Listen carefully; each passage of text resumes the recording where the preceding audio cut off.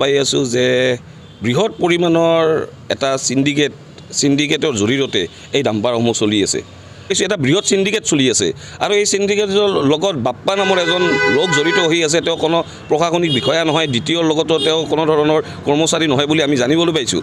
যদি এনেকুৱা ধৰণৰ সিন্ডিকেটৰ লগত জড়িত আছে, মাহেকী যদি এনেকুৱা ধৰণৰ ধন ডাম্পাৰসমূহৰ পৰা ৩,০০০ ৫,০০০ কৰি লৈ আছে, এই কাৰ্য অনতিপলমে বন্ধ হ'ব লাগে আৰু এই ইয়াৰ লগত জড়িত লোকসকলক অনতিপলমে তেওঁলোকক কৰায়ত্ব কৰি উচিত শাস্তি দিব লাগে।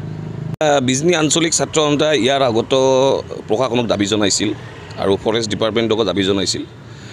ইতিমধ্যে আমি দেখিবলৈ পাইছোঁ যে ৰাতিপুৱাৰ পৰা গভীৰ নিশালৈকে এই ডাম্পাৰসমূহ অবৈধভাৱে অভাৰলোড লৈ তেওঁলোকে চলাচল কৰি আছে। ইয়াৰ ফলত যিবিলাক শিক্ষানুষ্ঠানৰ ছাত্ৰ ছাত্ৰী স্কুললৈ আহে, কলেজলৈ আহে, বিদ্যালয় মহাবিদ্যালয়লৈ আহে, তেওঁলোক যথেষ্টখিনি অসুবিধাৰ সন্মুখীন হৈছে।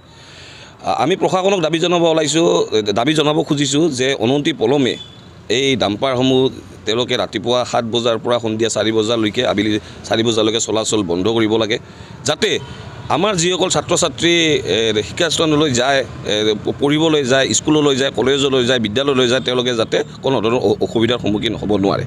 ইয়াৰ লগতে ডাম্পাৰৰ লগতে ট্ৰেক্টৰৰ ক্ষেত্ৰতো এই আইন বলবৎ কৰিব লাগে, এইটো আমি আছুৰ পৰা আমি দাবী জনাইছোঁ। আৰু লগতে আজি দুদিনমান ধৰি এটা কথা দেখিবলৈ পাই আছোঁ যে বৃহৎ পৰিমাণৰ এটা সিন্ডিকেটৰ জৰিয়তে এই ডাম্পাৰসমূহ চলি আছে।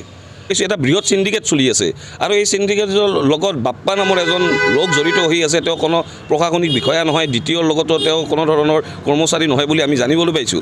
যদি এনেকুৱা ধৰণৰ সিন্ডিকেটৰ লগত জড়িত আছে, মাহেকী যদি এনেকুৱা ধৰণৰ ধন ডাম্পাৰসমূহৰ পৰা ৩,০০০ ৫,০০০ কৰি লৈ আছে, এই কাৰ্য অনতিপলমে বন্ধ হ'ব লাগে আৰু